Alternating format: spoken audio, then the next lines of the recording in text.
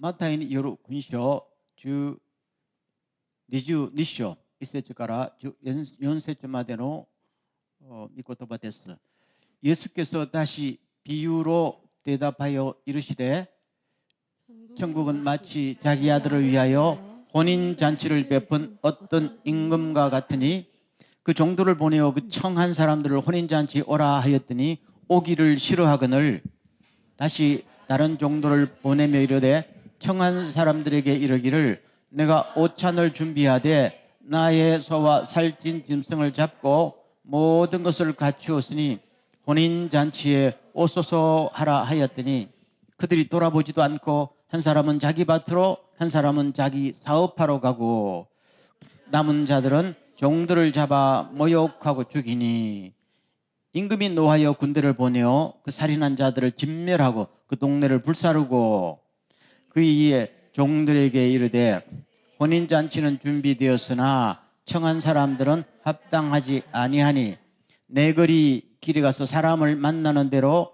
혼인잔치에 청하여 오라 한데 종들이 길에 나가 악한 자나 선한 자나 만나는 대로 모두 데려오리 혼인잔치에 손님들이 가득한지라 임금이 손님들을 보러 들어올새 거기서 예복을 입지 않은 한 사람을 보고 이르되 친구여 어찌하여 예복을 입지 않고 여기 들어왔느냐 하니 그가 아무 말도 못하거늘 임금이 사한들에게 말하되 그 손발을 묶고 바깥 어두운 데에 내 던지라 거기서 슬피 울며 이를 갈게 되리라 하니라. 청함을 받은 자는 많되 택함을 입은 자는 적으니라. 아멘. 여러분 마태복음을 우리가 쭉 이제 중요한 것을 훑고 나가지요. 이제 뭐 얼마 남지 않았습니다만은 가장 중요한 주제가 회개하라 천국이 가까웠느니라 하지요. 그런데 예수님께서 말씀하신 천국은 죽은 다음에 가는 천국이 아니라 지금 우리 안에 이루어지는, 그러니까 주기도문에 가르쳐 준 대로 하나님의 뜻이 하늘에서 이루어진 것처럼 여기에서 이루어지길 원합니다. 그 하늘나라란 말이죠. 그런데 이제 후반부로 가면은 초점이 바뀝니다. 초반부에서는 이 땅 위에서 이루어지는 하나님 나라 하다가 오늘 22장 이후부터는 마지막 이제 예수님의 한 1주간 정도 생애에 지금 교훈이 집중적으로 주어지는 이때는 영원한 하늘나라를 이야기합니다. 그래서 오늘 영원한 하늘나라 이야기하면서 하늘나라와 혼인잔치에 이거를 상관관계를 가지고 이야기하거든요. 자, 오늘 내용을 읽어봤습니다만은 천국은 마치 어떤 사람이 자기 아들 혼인잔치를 베푼 것과 같다 그랬잖아요. 그래서 먼저 초대장을 보내고 다 초청했는데 거절하고 아무도 오지 않았다. 그리고 마지막에는 뭐예요? 중간쯤 보세요. 한 8절.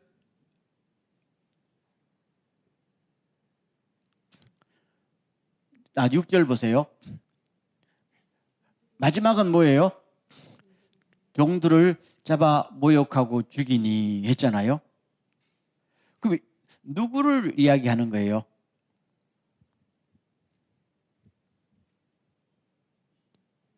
종들을 잡아 죽인 당사자들이 누구예요? 그 다음 기지를 보세요. 누구를 이야기하는 거예요? 유대인들 이야기합니다. 유대인들. 앞에도 계속 유대인들 이야기는 제가 중간에 이제 조금 강의 설교를 안 한 부분이 있어서 그런데 하여튼 중요한 것만 설교하니까 유대인들을 이야기합니다. 그래서 동네를 불사르고 진멸한 동네를 불사르고 나오는 것은 직접적으로 말하면 AD 70년에 예루살렘 성전이 완전히 무너지고 국가가 망하는 이 사건을 이야기합니다. 그러면서 청한 사람들이 천국에 합당하지 않다라는 마지막 결론을 내려버립니다. 심판이죠. 그 다음에 뭡니까? 그 다음 기절. 원래는 생각에도 없던 초청 계획이 없던 사람을 다 불러오라 했지요. 그래서 다 불러왔단 말입니다. 그런데 불러오니까 그중에 악한 사람도 있고 선한 사람도 다 불러오니까 뒤죽박죽 섞여 있었단 말입니다. 자, 그 다음 13절로 갑니다. 13절. 12절. 11절. 임금이 손님들을 보러 들어올세 거기서 예복을 입지 않는 사람을 보면서 너는 왜 예복을 입지 않았느냐 부르는데 아무 말 안 했다. 그래서 뭡니까? 그 다음에 13절. 결박하고 바깥 어두운데 내쫓아버려. 이거는 천국에 안 들어오고 지옥 보냈다 이 말이에요. 자, 이 비유의 말씀이 이해가 됩니까?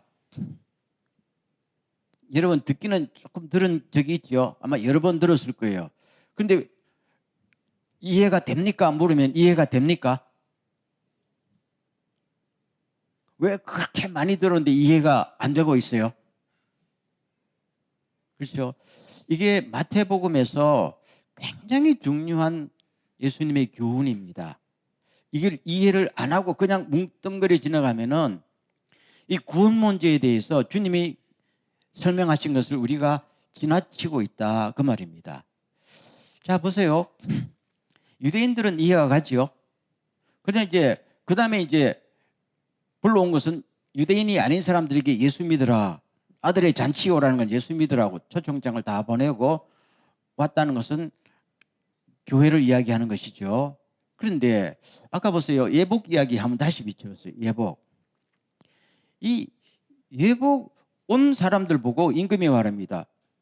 당신은 왜 내 초청을 받아서 들어왔으면서도 예복을 안 입었어? 그럼 예복을 안 입었다고 지옥 보내냐? 이게 이해가 안 되는 거잖아요. 까다로운 좀 설명이 요구하는 건데 배경을 알아야 됩니다. 당시 그 중동 지방의 결혼 예식의 하나의 습관이 뭔가 하면요. 잔치에 들어올 때는 누구나 잔치에 예복을 입고 와야 돼요. 집에서는 그냥 옷을 입어더라도 그 잔치 석상에 들어갈 때는 뭡니까? 예복을 입어야 돼. 예복 알지요? 거기에 합당한 세레모니 합당한 입어야 되는데 그 예복은 누가 준비하는가 하면은 자기가 준비하지 않아요. 그 잔치를 준비한 주인이 준비를 한단 말이에요. 그러면은 내가 돈이 많으면 되게 좋은 예복을 준비할 거고 돈이 없는 사람은 보통 준비할 건데 임금이 뭡니까? 임금이니까 되게 화려하고 멋있는 예복을 준비할 거 아니에요. 그래서 다 내 품격에 맞도록 주인이 나눠주는 옷을 입으라는 거잖아요. 그게 하나의 되게 중요한 그들의 에티켓이었어요. 그러면은 이제 이해가 좀 되지요. 그럼 이 사람이 잔치에 들어오기는 들어왔는데 임금이 준 예복을 안 입었어요. 안 입은 행위는 주인의 눈에 어떻게 비치겠어요? 따라하겠습니다. 너 날 무시하냐? 이거잖아요. 그렇지 않아요? 이거는 다시 설명드릴게요. 이거는 그들의 되게 중요한 관습이에요. 예의란 말입니다. 그러면 누구나 잔치 오면은 주인이 마련한 예복을 입고 들어와서 주인의 품격에 맞게 주인을 존중하면서 잔치를 즐긴단 말이에요. 그런데 오기는 왔는데 안 입었어요. 입으세요. 에이, 그까짓 걸 뭘 입어? 이거잖아요. 주인이 왜 화를 냈는지 알겠지요? 그분이 누구야? 임금인데 왔는데 나를 무시해? 이거잖아요. 내 아들의 잔치에 무시해? 이거잖아요. 화가 나요, 안 나요? 그런 이야기입니다. 그렇죠? 그리고 그 이유가 이해가 되죠? 그런 이야기입니다. 그러면은 여기 잔치에 왔는데 예복을 안 입고 잔치에 들어온 사람은 뭐예요?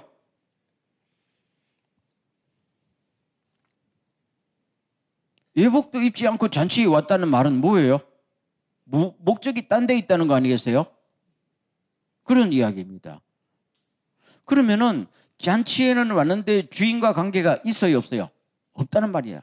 내가 오기는 왔는데 나 너 존중하지도 않고 이 잔치에 나 관계없다. 음식만 먹든지 딴 목적이 있어서 왔다는 이야기예요. 그러면은 주인이 보기에는 그 사람이 나의 손님이 되기 합당합니까? 합당하지 않지요. 자, 요 문제를 보세요. 아까 유대인들의 경우에는 오라 그랬는데 오지 않았으니까 이 사람들도 합당하지 않다. 이 사람은 오기는 두 번째는 오기는 왔는데 뭐예요? 예복을 안 입어서 주인을 무시하고 관계가 없으니까 이 사람도 합당하지 않아요. 요 마지막 부분은 예수 믿는 사람들을 대상으로 하지요. 그렇죠? 그러면은 다시 한번요. 마태복음은 마태가 쓴 거지요. 물론 성령님의 감동을 받아서 썼지만은 쓰기는 마태가 썼지요. 마태는 누구한테 썼을까요? 그렇죠. 주로 마태에 우리가 마태가 쓴 교회가 있을 거 아니에요. 뭐 공동체를 할 수도. 그게 뭐 하나인지 두 개인지 모르겠는데 그 당시에 마태가 설교하고 목회하고 가르치던 그 공동체가 있을 거 아니겠어요? 그 주로 유대인들도 있었고 이방인들도 있었고 섞여 있는 공동체가 있었어요. 장소가 어딘지는 몰라요. 아마 유대 밖일 거예요. 당시 유대인 나라가 거의 AD 70년 이후는 다 뭐 뿔뿔이 됐는데 그러면은 편지는 여러분 신앙생활을 제대로 하십시오라고 편지를 보낸 거잖아요. 그러면 보세요. 마태가 그 교회에 이런 편지를 왜 보냈을까요?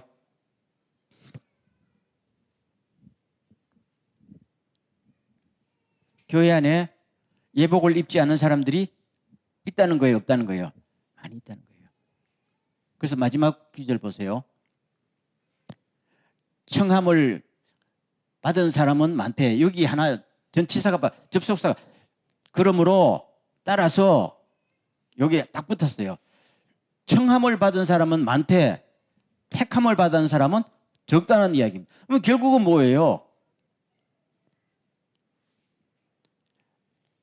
초대는 받았는데 실제로 천국에 들어가는 사람은 많지 않다는 이야기예요. 여러분 마태복음을 쭉 보면서 마태복음 7장이 생각나지 않아요? 나더러 주여 주여 하는 자가 다 천국에 올 자가 아니고 그랬잖아요. 그런 사람이 적다는 거예요? 많다는 거예요? 많다는 거예요. 마태복음은 계속 이렇게 흘러갑니다. 그렇죠? 자, 지금 그러면 여기서 하나 물어볼게요. 그럼 이 예복이라는 것은 뭘 이야기하는 거예요? 예복. 응? 행실. 그렇죠. 행실.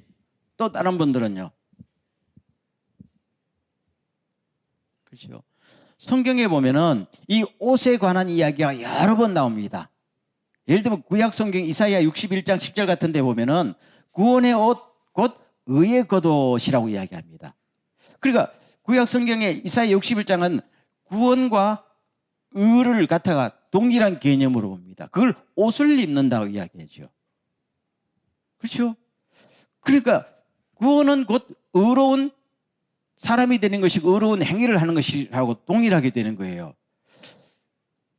갈라디아서 3장 17절에 보면은 사도 바울이 편지합니다. 여러분 그리스도로 옷을 입으세요라고 말해요. 그리스도로 옷을 입으세요. 그래야 구원받는 것이죠. 그렇죠? 여러분 그 그리스도로 옷을 입는다는 것은 도대체 무슨 뜻일까요? 예수라는 옷을 입으라는 거잖아요. 무슨 뜻이에요?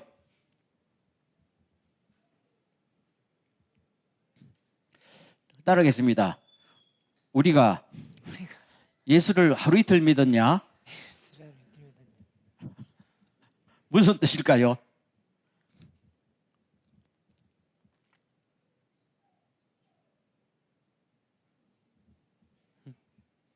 그렇죠.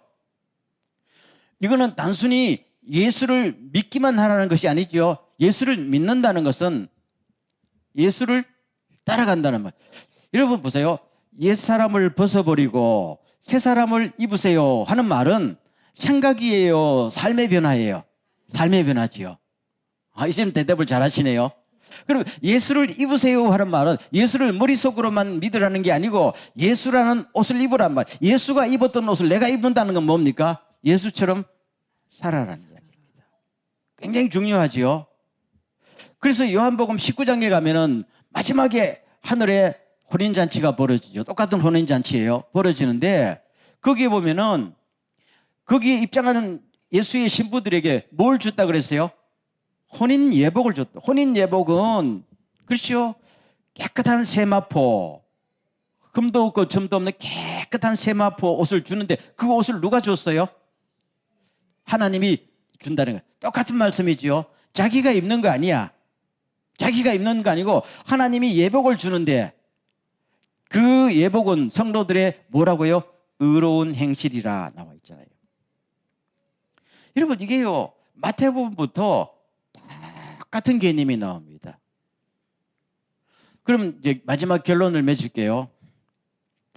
오늘 우리 개신교에서 너무 이렇게 쉽게 간단하게 오해하는 부분이 예수만 믿으면 구원받는다. 맞아요, 틀려요? 맞아요. 100% 맞아요. 예수만 믿으면 구원받아요. 그러면 예수 안 믿고 구원받을 수 있나요? 예수를 믿어야 죄 용서함 받고 영원한 생명 얻고 이 땅에서도 하늘나라에 정하늘나라 이어지는 하나님의 축복을 받는다. 그러면 보세요. 예수를 믿는다는 게 뭐냐는 것을 생각해요. 예수를 믿는다는 건 뭐라고 그랬어요? 예수를 입는다. 옛사람을 버리고 새 사람을 입는다. 아까도 말한 믿음이라는 것은 구원의 옷, 의의 옷. 구원의 옷이라는 것은 결국 의의 옷이다. 그렇죠? 예수님께서 열매로 증명을 떼야 그 말이죠. 그러면은 행위로 구원받아요? 라고만 한다면은 예스일까요? 노일까요? 노예요. 행위로 구원 얻을 사람은 이 땅에 존재하지 않아요. 그러면은 다시 말하면 그럼 하나님의 은혜로 믿음으로 구원받아요? 그러면 예스예요. 그러면 믿음으로 구원받는 사람이 행위가 없으면 어떻게 돼요? 라고 말하면 어떻게 돼요? 저 사람은 예수 믿는데 10년, 20년 가도 예수로 옷을 입지 않아. 예수 냄새도 안 나고 예수 닮은 구석이 전혀 없어. 그러면 그 사람은 예수 믿는 사람일까요? 안 믿는 사람일까요? 안 믿는다. 그렇죠? 이 부분은 확실히 했어요. 오늘 성경 공부처럼 되어버리는데 다시 말하겠어요. 우리가 믿음으로 구원받지요. 하나님의 은혜로. 행위로 구원받는 건 아니에요. 행위로 구원받을 육체가 인간이 지상에 존재하지 않아요. 그렇지만은 예수를 믿는 사람은 거기에 합당한 행동이 있어야 돼요? 없어야 돼요? 없으면 그 사람은 뭡니까? 그 신앙은 죽은 신앙이다. 그렇죠? 죽은 믿음이 그를 구원하겠느냐? 야고보서에 있는 말씀. 아마 100% 논리적으로 이해가 잘 안 될 거예요. 왜 이게 100% 논리적으로 이해가 안 되는가 하면은 이 구원의 문제는 우리에게 이렇게 설명이 되어도 영원한 하늘나라라는 이 개념이 우리 속에 들어오기 때문에 여러분 우리가 이 땅에 사는 동안에도 아무리 해도 하나님이 어떤 분이다, 구원이 무엇이다, 영원한 하늘나라에 가면 어떻게 된다 아무리 설명해도 알까요? 모를까요? 모릅니다. 설명하는 저도 모릅니다. 왜요? 가본 적이 없고 경험한 적이 없기 때문에 다만 성경에서 말씀해 주는 범위 안에서 우리가 최대한의 인간의 이성으로 이해하는 것이지요. 정확히 말하면은 모르는 게 많다. 그렇죠? 그럼 모르는 부분을 제가 안다고 말하면은 뭡니까? 그건 거짓말쟁이게 되는 것이죠. 그렇죠? 그러나 오늘 성경이 우리들에게 말씀해 주는 것은 정확히 알 필요가 있다. 예수님의 말씀입니다. 마태복음 쭉 해서 보면은 죽은 나무에는 열매가 맺히지 않는다. 예수님 그렇잖아요. 마태복음 17장부터 좋은 나무는 좋은 열매를 맺고. 그래서 여러분 우리가 오늘 분명히 마음속에 깨달아야 될 것이, 예수는 마음으로 믿고 입으로 고백해야 되지만 나아가서 입으로 고백한다는 것 자체가 뭐라고 그랬어요? 삶이다 그랬죠. 로마서에 우리가 마음으로 믿고 입으로 고백하여 구원에 이르나니 했지요. 그러면은 입으로 고백한다는 것이 도대체 무슨 뜻인지 여러분, 제가 한번 설명한 적이 있죠. 오늘 나 예수를 믿습니다. 따라하세요. 나 예수 믿습니다. 그 고백이 아니라고 그랬지요. AD 1세기에 로마 사회에서 내가 예수를 믿습니다 하는 것은 곧 뭐가 관계돼요? 내 목숨과 관계되는 겁니다. 오늘 북한에서 너 예수 믿어 그러면 나 예수 믿습니다 하는 것은 그냥 우리 세례 받을 때 나 예수 믿습니다 하고 틀리잖아요. 그걸 이야기하는 거예요. 여러분, 모든 사람 앞에서 당신은 마음으로 믿은 것을 나는 예수 믿는다고 정확하게 목숨 걸고 고백할 수 있습니까? 이 말씀이에요. 이걸 우리가 오늘의 입장에서 생각하면 이해가 돼요, 안 돼요? 안 된단 말입니다. 이 로마서란 말이에요. 로마서. 글쎄요, 그 당시에 이미 박해가 시작되고 있었어요. 그 말은 그냥 입술의 고백이 아니라 자기 삶을 통틀어서 나 예수 믿습니다. 그거는 내 삶이에요. 아멘. 그리고 오늘 또 우리가 생각할 때 이게 쭉 요한계시록까지 성경의 교훈은 동일합니다. 예수 믿는 사람은 예수 믿는 냄새가 나야 되고 삶의 변화가 일어나야 되고 예수를 닮아야 되고 예수를 따라가야 된다. 아멘. 그런 은혜가 있기를 바랍니다. 이런 사람이 하늘나라 갔을 때 합당한 사람이 된다. 따르겠습니다. 나 이렇게 살아도 죽을 때 회개하면 된다. 이렇게 안일하게 살면은 은혜 받은 사람이 아니지. 정말로 예수 그리스도의 은혜를 안다면 내가 오늘 죽어도 주님처럼 살다가 죽겠습니다. 아멘. 이게 은혜 받은 사람이잖아. 은혜가 뭔지, 주님이 뭔지, 사랑이 뭔지도 모르는 사람, 에휴, 까짓 내 이렇게 마음대로 살다가 죽을 때 회개하면, 그게 회개가 자기 마음대로 되는 거 아니에요. 자, 마지막 한 말씀 드리고 마치겠는데요. 12년 전에 제가 옛날에 동경교에 있을 때 한국에서 78살 난 어떤 부인이 따님 집에 방문했다가 이제 교회를 몇 주 나온 적이 있어요. 이분은 교회랑을 모르고 어려서부터 78세가 날 때까지 오직 불교, 돈도 많은 집에서 절도 지었다 그러더라고요. 근데 따님은 일본에 와서 예수를 믿었거든요. 근데 저보고 목사님 이번에 어머니 일본에 오시는데 예수 믿었으면 좋겠어요. 근데 이제 손톱도 안 들어가는 거지요. 그렇지만 기도합니다 하더라고. 근데 이제 따님이 교회를 가져가니까 교회를 나온 거야. 한 주, 두 주, 한 석주째 나오고 마음속에 뭐가 오더라고. 아, 저분 예수 믿고 가야 될 텐데. 전화가 왔어요. 주일 지내고. 목사님, 우리 어머니가 내일 한국 돌아가요 그러더라고요. 그래서 정신이 번쩍 떴어요. 오늘 당장 모시고 교회로 오세요. 그랬거든요. 그랬더니 당장 모시고 왔어. 그래서 제가 오기 전에 성경책에다가 하이라이트로 중요한 기준을 막 좀 적어서 이제 전도하고 성경 드리려고 했더니 왔어요. 그래서 한 20분간 예수를 왜 믿어야 되느냐 했더니 마지막에 예수 그리스도를 믿기로 작정하십니까? 그러니까 예라고 아주 흔쾌히 대답하더라고요. 놀라운 은혜지요. 하나님의 은혜지요. 그리고 대답하고 나니까 갑자기 또 불안한 거야. 불안하지 않겠어요? 78세 동안 불교에만 심취하던 사람이 목사님 앞으로 나 어떻게 돼요? 그러더라고. 당연한 질문이죠. 그래서 제가 뭐라고 대답했을까요? 저도 모릅니다. 그래서. 아니, 전들 어떻게 알겠어요? 저는 복음을 전했지만은 그 다음 복음을 전하고 예수 그리스도를 믿습니다 하고 본인이 정확하게 했으면 그때부터 누가 책임지는 거예요? 예수님이 책임지겠지요. 그래서 아마 저는 모르지만 오늘부터 하나님께서 당신을 직접 인도할 겁니다. 기다려보세요. 그리고 그분 한국 돌아갔어요. 나중에 따님을 통해서 소식이 쭉 들리더니까 한국에 돌아간 그 다음날 밤부터 뭐 이분이 계속 따님한테 내가 오늘 밤에 꿈속에서 하나님을 만났다 그러고 음성을 들었다 그러고 뭐가 자꾸 지금 예수 그리스도와의 피드백이 오고 가는 거예요. 참 놀라운 일이지요. 저도 놀랐었어요. 그래서 이분이 교회를 자기 발로 걸어갔어.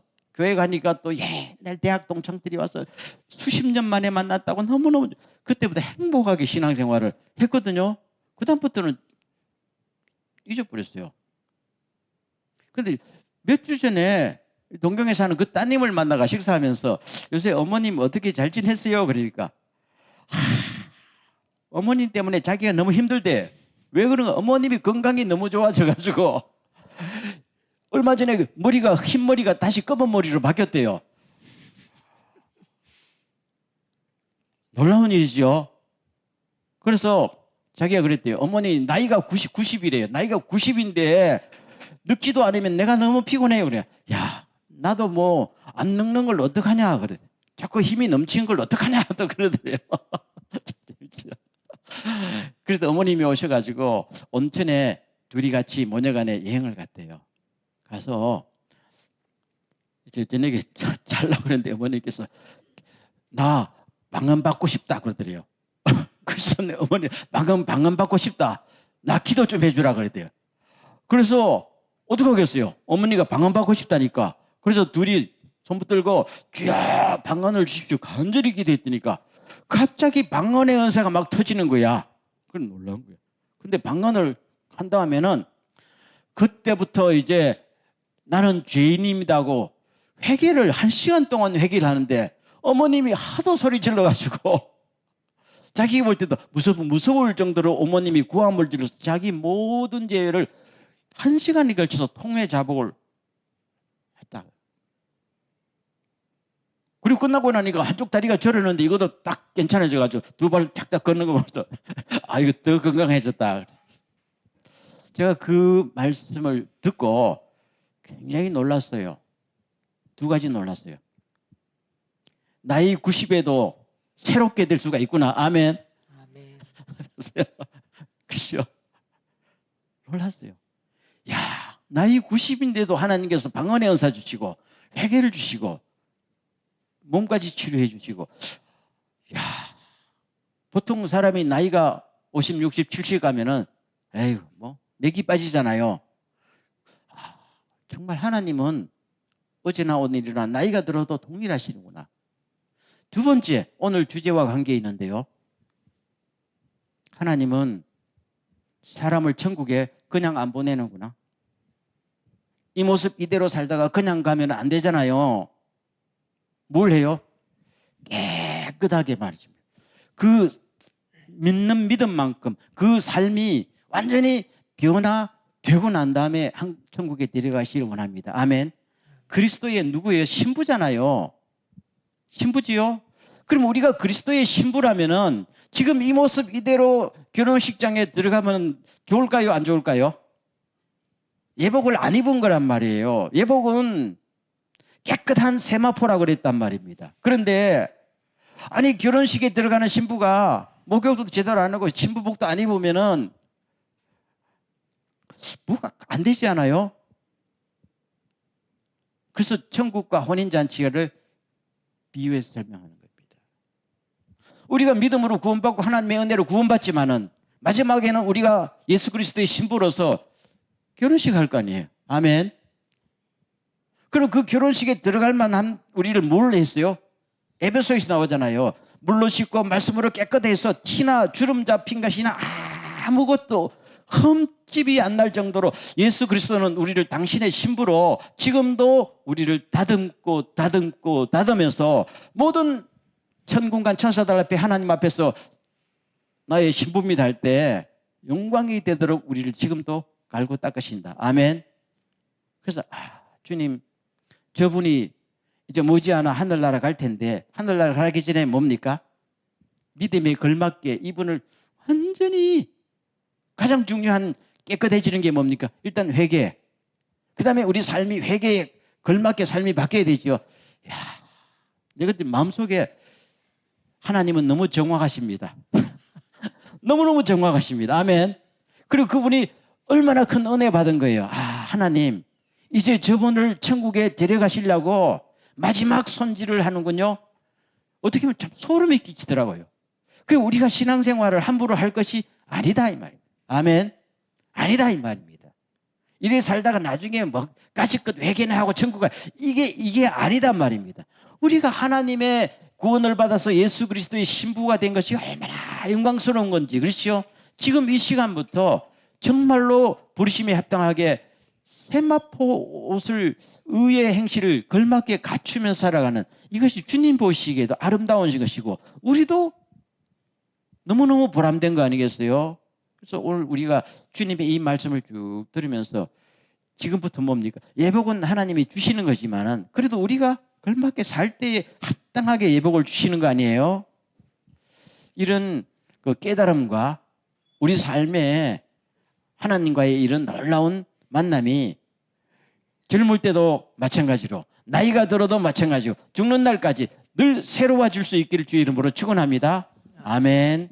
우리 한번 통성으로 기도하고 마치겠습니다. 주여, 우리가 정말로 합당한 예복을 입을 수 있도록 우리 삶이 주님을 닮아가게 하옵소서. 다 같이 한번 통성으로 기도하겠습니다.